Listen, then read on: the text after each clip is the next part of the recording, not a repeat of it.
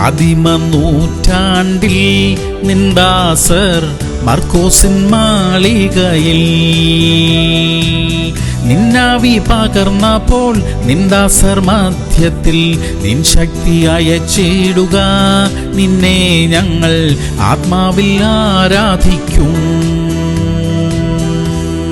യെഹെസ്കേൽ 34:22. ഞാൻ എന്റെ ആട്ടിൻ കൂട്ടത്തെ രക്ഷിക്കും, അവ ഇനി ഇരയായി തീരുകയില്ല. പ്രിയമുള്ളവരെ, ചിലരൊക്കെ നമ്മെ ചതിച്ചിട്ടുണ്ട്, നമ്മെ നശിപ്പിച്ചു കളഞ്ഞു എന്നൊക്കെ ചിലർ ചിന്തിച്ചിട്ടുണ്ടാകും. എന്നാൽ കർത്താവ് തരുന്ന വാഗ്ദത്തം എന്താ? നമ്മുടെ ജീവിതത്തിൽ ഇനി അങ്ങനെ സംഭവിക്കത്തില്ല. ഇപ്പോൾ തകർച്ചയുടെ വക്കിലായിരിക്കും, പക്ഷെ അവിടെ നിന്ന് കർത്താവ് നമ്മെ കരം പിടിച്ച് ഉയർത്തും. നമ്മുടെ നഷ്ടങ്ങളെ അവിടുന്ന് നമുക്ക് ലാഭമാക്കി തരും. നമ്മുടെ രോഗങ്ങളെ മാറ്റും, നമ്മുടെ ഇല്ലായ്മകളെ നീക്കും, നമ്മുടെ അസ്വസ്ഥതകളെ നീക്കും, നമുക്ക് സമാധാനം തരും. പ്രാർത്ഥിക്കാം. സ്വർഗീയ പിതാവേ, ഞങ്ങളെ തകർത്തു കളഞ്ഞു എന്ന് ലോകം ചിന്തിച്ചപ്പോൾ അങ്ങനെയല്ല എന്ന് അവിടുന്ന് കൽപ്പിച്ചിരിക്കുന്നതിനായിട്ട് സ്തോത്രം. ഞങ്ങളെ ഉയർത്തുവാനുള്ള അവിടുത്തെ തീരുമാനങ്ങൾക്കായിട്ട് നന്ദി അപ്പ. യേശു ക്രിസ്തുവിന്റെ നാമത്തിൽ തന്നെ.